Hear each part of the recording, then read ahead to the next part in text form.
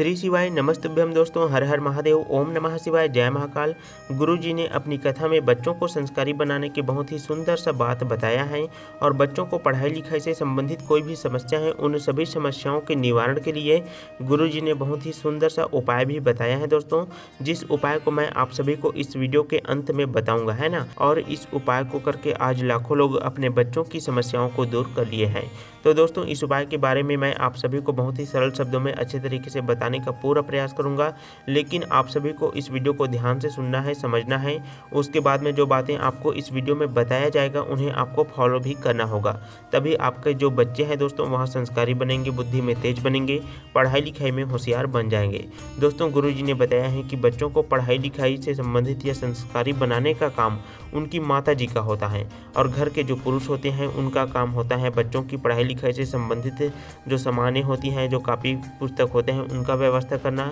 और घर की जो खर्च होते हैं उन्हें संभालना, महिलाओं के खर्च को संभालना, बच्चों की स्कूल की जो फीस होते हैं उनको देना। यह जितने भी खर्च से संबंधित काम होते हैं वह पुरुषों के होते हैं और घर की माताओं का काम होता है दोस्तों अपने बच्चों को संस्कारी बनाने का काम। यदि घर की माताएं दिन भर मोबाइल में ही लगी रहेंगी और अड़ोस पड़ोस की बुराई करेंगी तो इससे बच्चों पर गहरा प्रभाव पड़ता है। ऐसे में जो छोटे बच्चे रहते हैं वह दिन भर घर में ही रहते हैं, तो ऐसे में बच्चों के मानसिक स्वभाव पर बहुत ही गहरा प्रभाव पड़ता है और आगे चलकर बच्चे भी कुछ ऐसा ही बुरा व्यवहार करने लग जाते हैं। इसीलिए दोस्तों, गुरुजी ने कहा है कि जब भी बच्चा छोटा रहता है तो जितना हो सके आपको अपने बच्चों पर ध्यान रखना है, बच्चों को अच्छी अच्छी कहानी सुनाना है, भगवान राम जी की कहानी बताना है, ईमानदारी की कहानी बताना है, श्रवण जी की कहानी बताना है, भगवान श्री कृष्ण जी की कथा सुनाना है। तो इन्हीं सब बातों को यदि आप अपने बच्चों को बताएंगे, भगवान भोलेनाथ जी के बारे में बताएंगे, तो आपके जो बच्चे हैं वहाँ बचपन से ही संस्कारी बनने लगेंगे दोस्तों।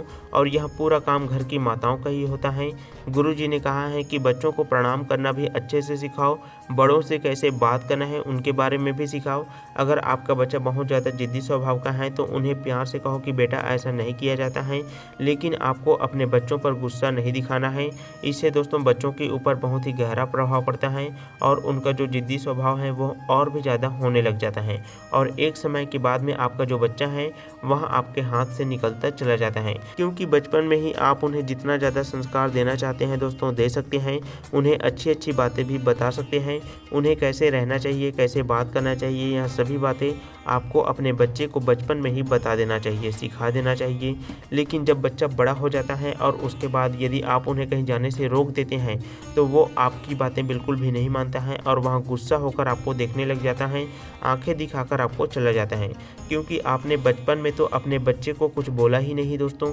लेकिन जब बच्चे बड़े हो जाते हैं और उसके बाद आप उन्हें कहीं जाने से रोकेंगे या कुछ बोलेंगे तो वह आपकी बातें कहाँ से सुनेगा। इसीलिए दोस्तों, गुरुजी ने कहा है कि जितना हो सके बच्चों को छोटेपन में ही संस्कार देना चाहिए और घर के सभी लोगों के साथ एक साथ मिलजुल कर रहे, इस तरह से आप लोग अपने बच्चे को बताओ ताकि वह घर के सभी लोगों के साथ एक समान भावना के साथ में व्यवहार करे। साथ ही दोस्तों, गुरुजी ने बच्चों को पढ़ाई लिखाई में होशियार बनाने के लिए भी एक बहुत ही सुंदर सा उपाय बताया है दोस्तों। इस उपाय के लिए आपको 1 लोटा जल लेना है और 5 बेलपत्र लेना है और बेलपत्र कहीं से भी खंडित नहीं होना चाहिए, इस बात का आपको ध्यान रखना है। इन दोनों सामग्री को लेकर के आपको अपने आसपास के भगवान भोलेनाथ जी के मंदिर में चले जाना है दोस्तों। इस उपाय को आपको मंदिर में ही करना होगा, क्योंकि दोस्तों इस उपाय को आप लोग अपने घर पर करेंगे तो उपाय का परिणाम आपको बहुत ही कम दिखाई देगा, क्योंकि दोस्तों घर की जो ऊर्जा होती है वो कम होती हैं और मंदिर की जो ऊर्जा होती है वो बहुत ज़्यादा होती है। इसीलिए दोस्तों आपको कोई भी उपाय को भगवान भोलेनाथ जी के मंदिर में ही करना चाहिए।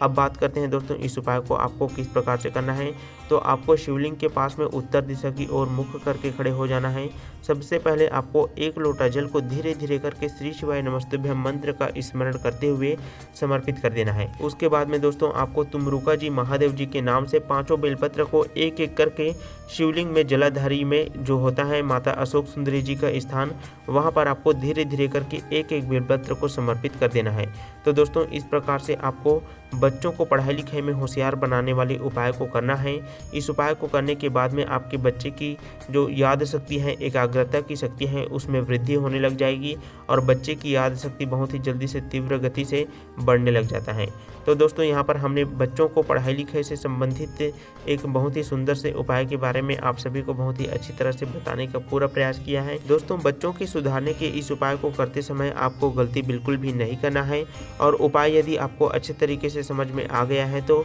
भगवान भोलेनाथ जी का कोई सा भी प्यारा नाम आप लोग कमेंट बॉक्स में जरूर लिखें। तो दोस्तों, आप सभी को श्री शिवाय नमस्तुभ्यम, हर हर महादेव।